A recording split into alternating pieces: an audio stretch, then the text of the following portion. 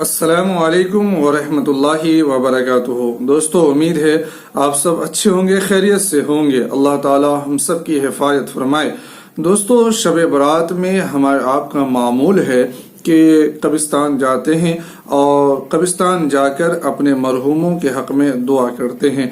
तो यहाँ तक तो ठीक है कि कब्रिस्तान जाते हैं, नबी की सुन्नत है, अपने मरहूम के हक में दुआ करते हैं, तो ये भी सुन्नत तरीका है, इस पे अमल करते हैं, तो यहाँ तक ठीक है। लेकिन इसमें दो काम बहुत गलत हो जाता है, बहुत गड़बड़ हो जाता है।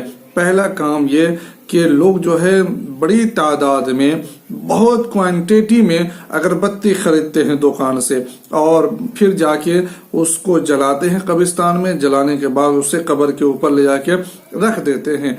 मोमबत्ती खरीदते हैं, उसको भी ले जाके कब्र के ऊपर रख देते हैं और शब बरात में समझते हैं कि ऐसा काम करनी चाहिए, कब्र के ऊपर अगरबत्ती जलानी चाहिए, कब्र के ऊपर मोमबत्ती जलानी चाहिए। मैं पूछता हूँ मुसलमानों, आज की रात कैसी रात है? आज की रात तो वो रात है जिसमें अजाब से छुटकारा मांगने की दुआ करनी चाहिए हमें और आपको, आग से छुटकारा पाने की दुआ करनी चाहिए हमें और आपको, अपने लिए भी और अपने मरहूम के लिए भी।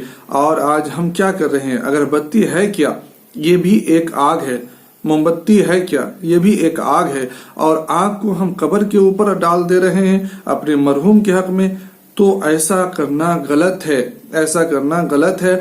और किसी भी आलिम से आप पूछ लीजिएगा तो आपको यही बताते हुए नजर आएंगे कि कब्र के ऊपर आप अगर मोमबत्ती जलाएं, अगरबत्ती जलाएं, तो इससे मुर्दे को कोई फायदा नहीं होता है। इससे मुर्दे का कोई कांटेक्ट नहीं है कि अगर आप अगरबत्ती जलाएंगे तो उसकी खुशबू मुर्दे को पहुंच जाएगी, आप मोमबत्ती जलाएंगे तो उसकी रोशनी कब्र में पहुंच जाएगी।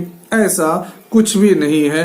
ऐसा करना फजूल खर्ची है, ऐसा करना फजूल खर्ची है। ऐसा आप बिल्कुल ही नहीं करें। अगर मेरी माने और मुझे समझते हैं कि ये मौलाना कोई काम का है, तो एक प्यारा सा मशवरा मैं देता हूँ कि आप जितना पैसे का मोमबत्ती और अगरबत्ती लेते हैं, मोमबत्ती और अगरबत्ती लेते हैं, उतने ही पैसे का आप 2-4 फूल ले लीजिए, तरोताजा फूल ले लीजिए और उसको जाके कब्र के ऊपर रख दीजिए।